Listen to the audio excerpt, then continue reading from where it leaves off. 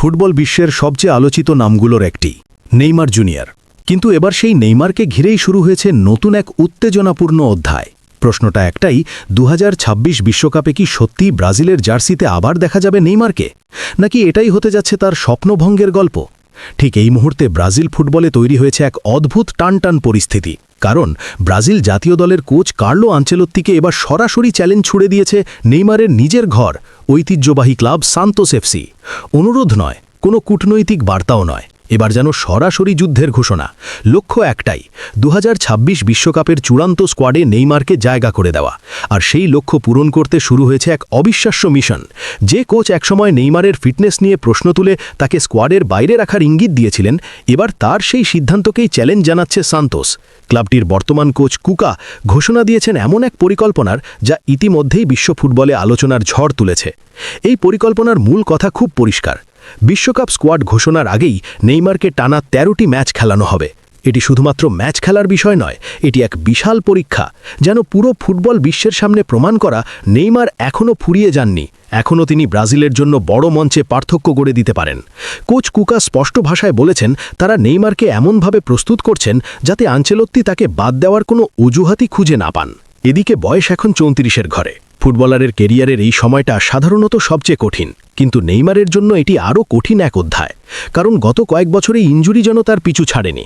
বিশেষ করে ২০২৩ সালের সেই ভয়াবহ ইনজুরির পর থেকে তিনি ব্রাজিলের হলুদ জার্সিতে মাঠে নামতেই পারেননি।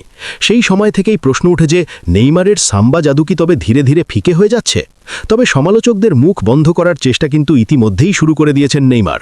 ইনজুরি কাটিয়ে মাঠে ফেরার পর মাত্র ৬টি ম্যাচেই ৬ গোলের অবদান রেখে তিনি যেন আবারও দেখিয়েছেন সিংহ এখনও গর্জন করতে জানে। মাঝখানে সিআর ফ্লেমিঙ্গোর বিপক্ষে একটি গুরুত্বপূর্ণ ম্যাচ মিস করায় অনেকেই ভেবেছিলেন নতুন করে আবার ইনজুরির আশঙ্কা তৈরি হয়েছে, কিন্তু পরে জানা যায় সেটি ছিল একটি সুপরিকল্পিত মেডিকেল প্রক্রিয়ার অংশ।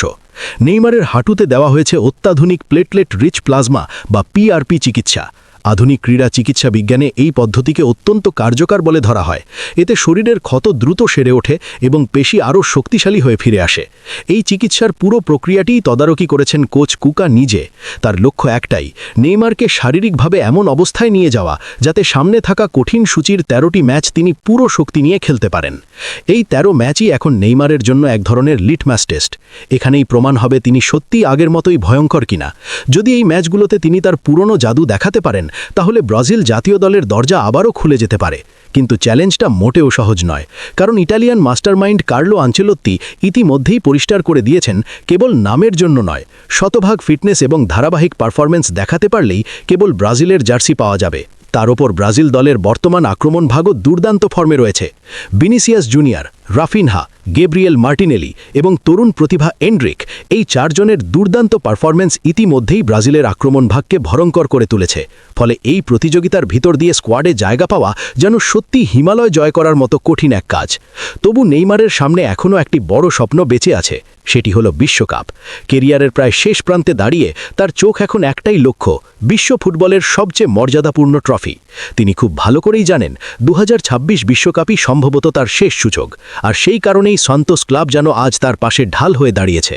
নেইমারের ভক্তরা এখন অপেক্ষা করছেন সেই ১৩টি ম্যাচের দিকে, কারণ এই ম্যাচগুলো কেবল ফিটনেস পরীক্ষা নয়, বরং এটি হতে পারে তার ফুটবলার জীবনের নতুন জন্মের গল্প। যদি এই সময়ের মধ্যে নেইমার আবারও তার সেই পুরনো ড্রিবল, গতি আর সৃজনশীলতা দেখাতে পারেন, তাহলে হয়তো কোনো কোচই তাকে ব্রাজিল দলের বাইরে রাখতে পারবে না। কারণ নেইমার শুধু একজন ফুটবলার নন, তিনি এক আবেগ, এক গল্প, এক জন্মের ফুটবল স্বপ্নের প্রতীক। এখন প্রশ্ন একটাই, শেষ পর্যন্ত কি আনচেলোত্তি অভিজ্ঞতার মূল্য দেবেন, নাকি তরুণদের ওপর ভরসা করে নেইমারের অধ্যায় ইতি টানবেন? সময় দ্রুত ফুরিয়ে আসছে, উত্তেজনার পারদও বাড়ছে প্রতিদিন।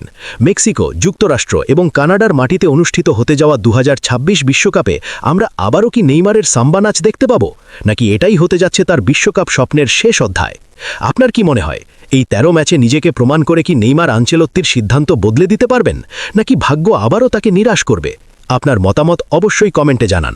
আপনি যদি নেইমারের ভক্ত হয়ে থাকেন, তাহলে ভিডিওটি শেয়ার করে ছড়িয়ে দিন।